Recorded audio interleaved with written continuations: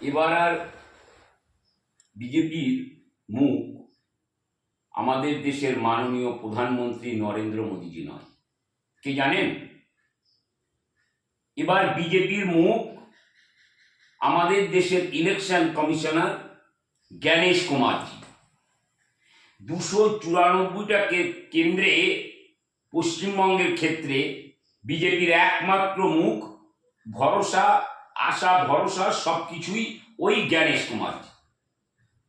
তার কারণ বিজেপি এবার লড়ছে ওই ইলেকশন কমিশনারের জোরে। তারা জানে তাদের ওয়েস্ট বেঙ্গলে ভোট নেই, বাংলার মানুষ তাদেরকে ভোট দেবে না। I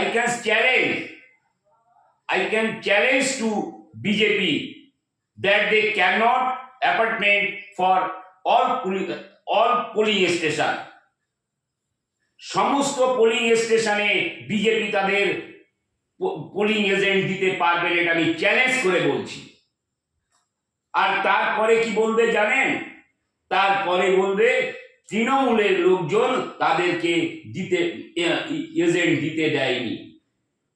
কিন্তু সেই গল্প কিন্তু এবার থাকবে না। তার কারণ এবার আপনাদের ইলেকশন কমিশন, আপনাদের চাটুকারী ইলেকশন কমিশনের সমস্ত ডাইরেকশনেই কিন্তু ভোটটা হচ্ছে।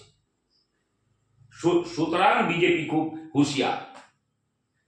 বাংলার মানুষের কাছে আপনারা ভোট চাইছে, কি জন্য আপনাদেরকে ভোট দেবে বাংলার মানুষ?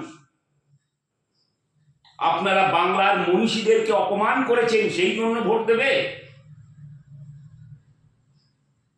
আপনারা সেই 2016 সাল থেকে নিয়ে সেই নোটবন্দির কাল থেকে শুরু করে 2025-26 এসআইআর পর্যন্ত বাঙালিদেরকে বারবার লাইনে দাঁড় করিয়েছে আর বাঙালিদেরকে মৃত্যুর মুখে ঠেলে দিয়েছে।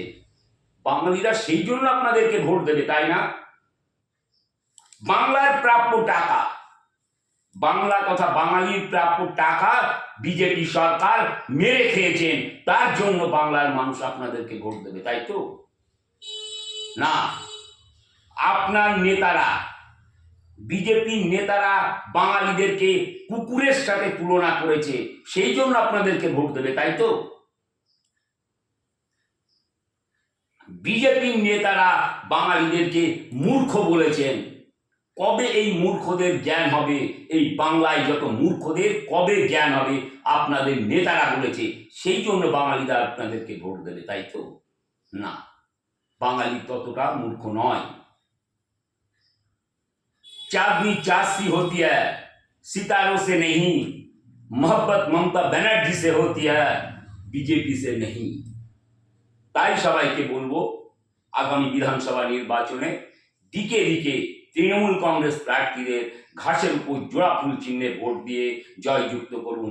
97 নম্বর তপশিলি গাইঘাটা বিধানসভা কেন্দ্রে আপনার আমার সকলের পরিচিত ঘরের ছেলে নরোত্তম বিশ্বাসকে ঘাসের উপর জোড়া ফুল চিহ্নে বোতাম টিপে বিপুল ভোটে জয়যুক্ত করুন।